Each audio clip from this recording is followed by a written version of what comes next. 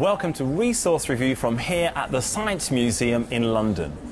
Now, if you're looking for new ways to teach old topics, we're here to point you in the right direction. And specifically what we're looking at today is primary literacy at Key Stages 1 and 2.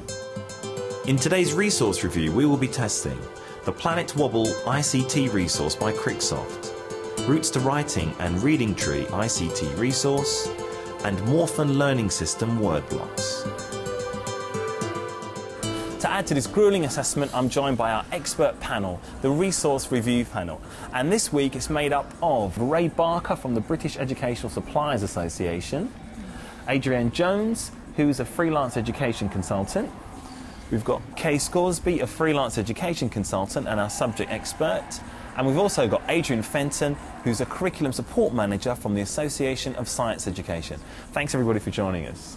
Now, we sent our cameras to Catherine Fitzsimmons, and she's got a Year 1 class, and they've tried out these resources for sentence construction.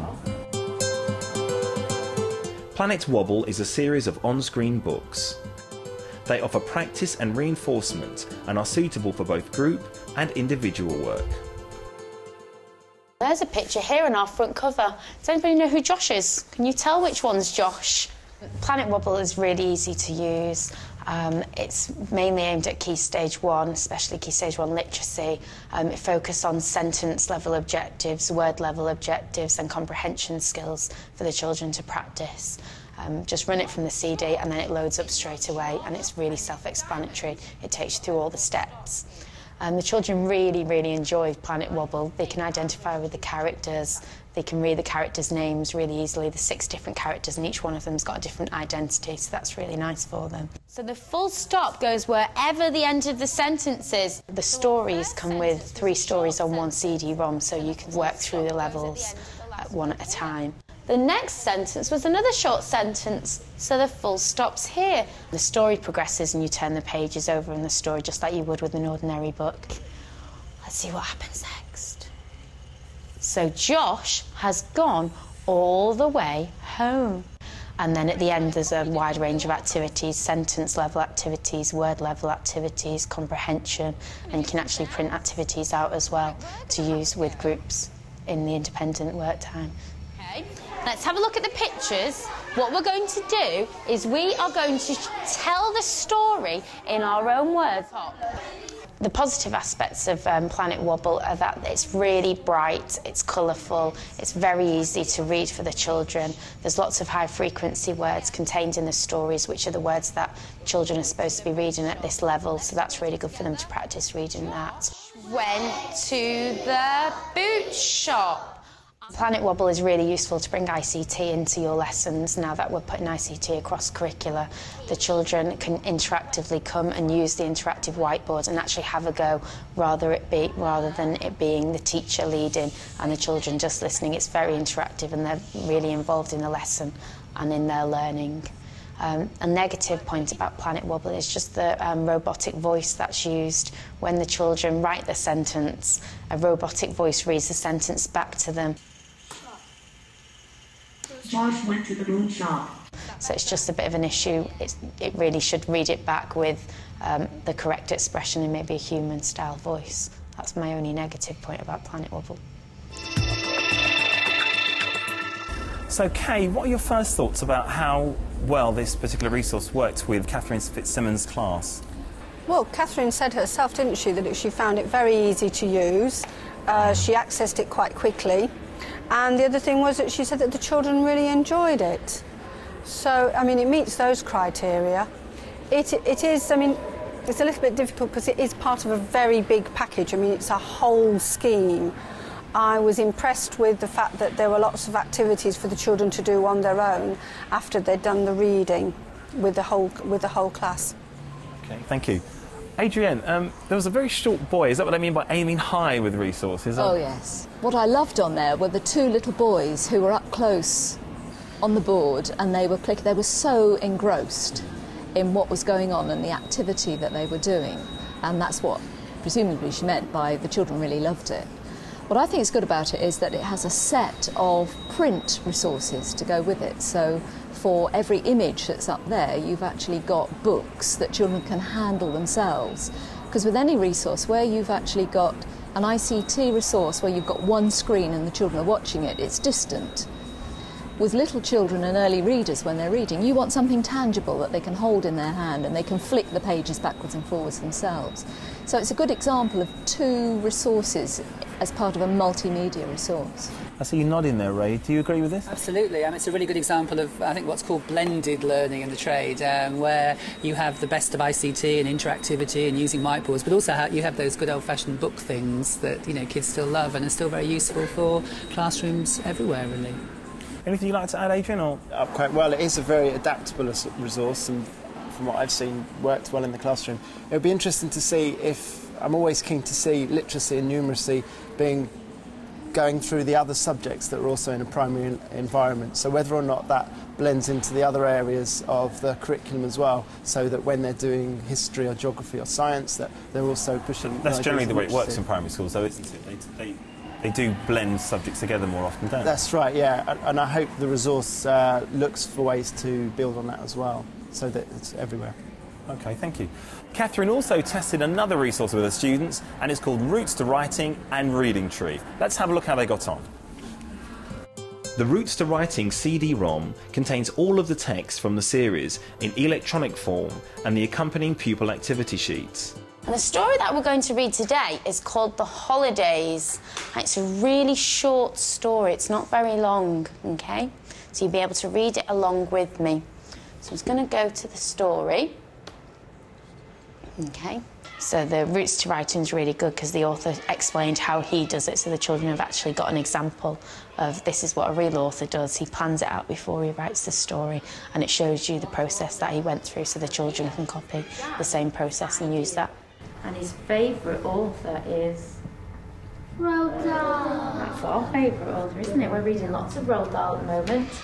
The Roots to Writing I did like. I think I would use it next time with individual children set up on a computer where they can read the story and go through the comprehension themselves. I think it's a bit difficult to do as a whole class session because the story is very short and there's only so much you can get out of it, and keep the whole class, 30 children's interest going is quite challenging. But I think as a programme for children who do find comprehension quite difficult and challenging, then to put them on a computer, maybe with a partner, and do it together, I think that would be really, really good. OK, Kate.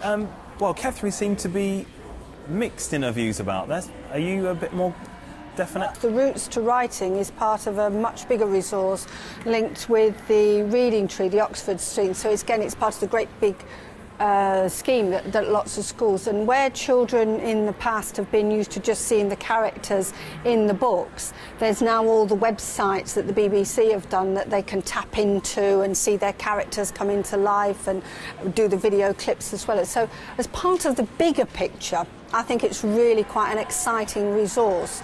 What you saw today was the teacher narrowing down and using one element of it for a very specific thing. And I think the fact that she reviewed it herself, saying that she would like to just, you know, next time she would do it with a small, is really good. But does that suggest that it's a versatile resource then? I think it is. I like it. I mean, I think but again, it's if you want the whole, if the school wants the whole package. There's lots of things, but you can, as Catherine did, pick out just one element which concentrates on the Roots to Writing with the example of how a real writer. So it sort of puts a lot of context in for very young children. OK, now back to Catherine in the classroom again, and this time we're looking at a much more practical resource. It's called the Morphol Learning System. The Morphol Learning System is a set of letter bricks which can be joined together to make words. I also used the Morphol word blocks for the children who needed support with writing simple CVC words. They really loved it, and it's a really nice resource to use because it's actual physical things that they can do. They're actually making the words, reading the words, they can easily change it. I like them because I can make words with them. I'm sliding them. There's lots lots of other different activities you can do with the word blocks. You can match capital letters to the lowercase letters. You can put the root word for them and they have to change the beginning to make words rhyme. There's lots of different literacy activities that you can use with them, so they're very adaptable. I think I would make them maybe a bit bigger and make the threads thicker so it is easier to thread them through the letters, but that's the only thing. It comes also with a book that tells you different games and activities that you can do with it, which is really useful because it sparks your ideas, so you can use that in your planning. It's really good.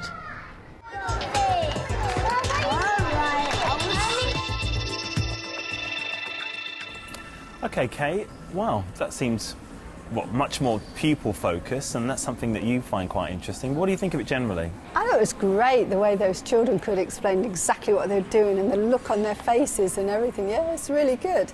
And it's very, very chunky, and they've got complete control over making their words. And the teachers obviously being able to take this resource very quickly and see the potential of stretching, so you've got differentiation before you start. So I was really impressed.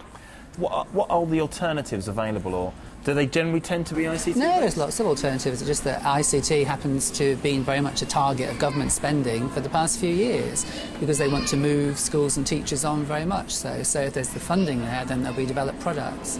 But if you go, for example, go to the Education Show in Birmingham in March, you will see a very small ICT part of that show. The rest of it is everything you'd expect to find in a school, which is not ICT based, in fact. So although ICT is very important in primary schools, it's not everything. I think it's a really strong message. I don't think it's ever been a better time to be a teacher as far as resources are concerned. I'm sure there are countless teachers out there who will agree with you.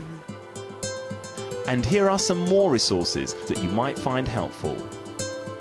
www.primaryresources.co.uk/English is a free website hosted by RM. It contains a number of links to worksheets for narrative construction and storytelling. It also has word and sentence level information, including punctuation, grammar and spelling. The Phonics and Spelling Key Stage 1 book includes structured lesson plans on all the main elements of word work that the age group needs to know. There is also a glossary for teachers. The Mystery of Hyphen Hall interactive resource includes inventive activities for spelling, grammar, punctuation and comprehension. Details on all the resources that you've seen today can be found on our website, teachers.tv/resource review. And also, if you'd like to get in touch, you can email us, and the address for that is resourcereview@teachers.tv. Of the resources you've seen, are there any that you think would be worthy of a resource review recommendation? I'd go for the Roots to Writing, because I like the fact that it is tapped into the Oxford Reading Tree, and all the characters are there on the BBC for the children to access for themselves on their own computers at home, those that are fortunate to have it. So that's definitely the one.